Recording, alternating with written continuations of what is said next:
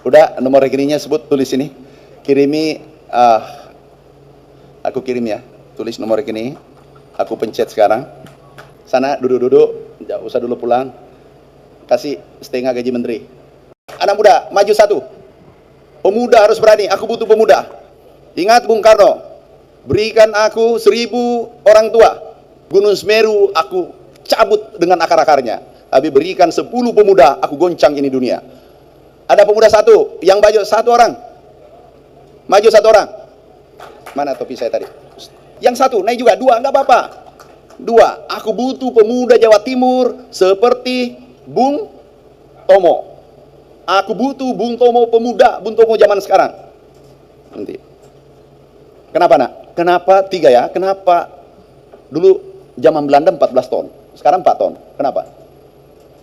Yang pertama mohon maaf, mungkin dari iklim Pak, karena dari dulu kan 14 juta ton Pak, untuk sekarang kan mungkin berkurang ya Pak.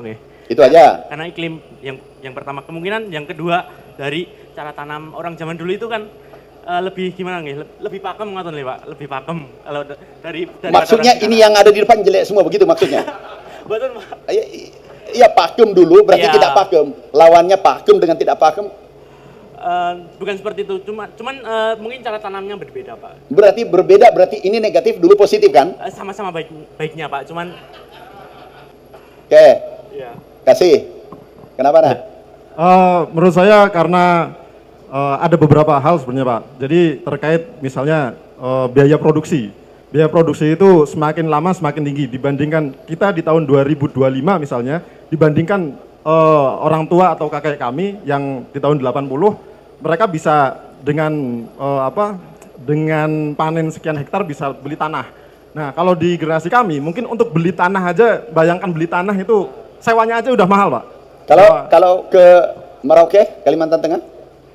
Kalau ke Merauke mungkin bisa berbeda, cuma lahan tentu kan berbeda juga Pak. Kondisi lahan kita juga perlu. Kalau ke Sulawesi Tenggara, luas sana, sangat cocok dengan tebu. Mungkin bisa juga seperti Merauke Pak. Kenapa nggak ke sana? Karena programnya di Jawa Pak. Ya, mohon maaf Pak, kalau menurut saya itu pertama dari segi budaya tanam.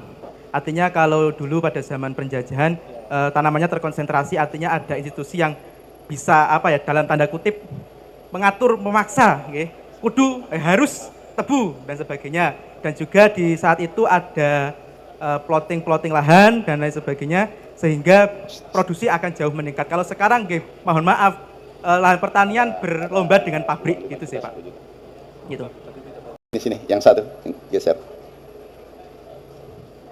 Siapa namanya Mas? Muhammad Ubaidillah.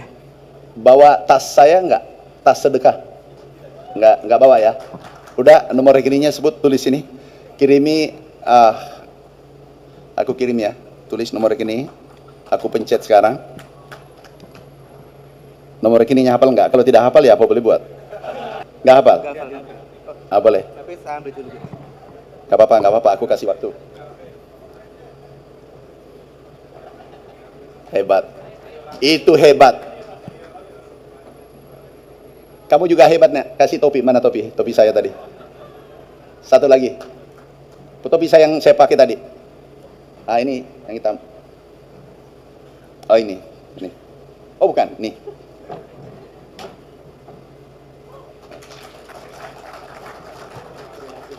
Ya. Kasih. Kamu nomor rekening, Nak. Tulis, sudah. Sambil kirim. Ini sudah siang, kita mau pulang. Sini nak. Tuh, sambil kirim. Sana duduk-duduk, nggak usah dulu pulang. Kasih setengah gaji menteri. Tahu, jawaban itu yang aku tunggu. Tahu dulu, dipaksa tanam tebu, ditempiling. Hasilnya diambil oleh penjajah, tapi dia bisa getarkan dunia. Orang bisa berhasil kalau 2 hal, terpaksa atau dipaksa. Indonesia harus dipaksa. Kenapa? Negaranya subur. Anak-anakku tidak akan berubah kalau Anda tidak merubah mindset. Tidak mungkin berubah sampai kiamat, enggak berubah kalau tidak merubah mindset kalian.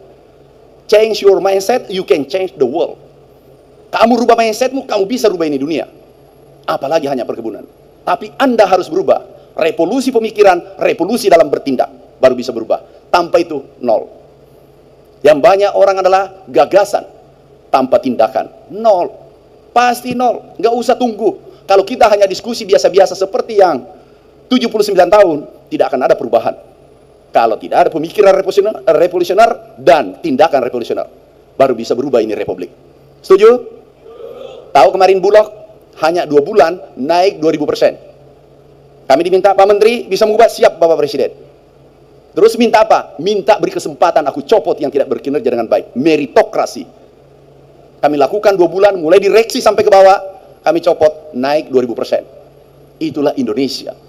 Indonesia orang cerdas, orang hebat. Tapi kalau Anda bekerja seperti yang sebelumnya, seperti cara tadi mengukur, tidak akan maju.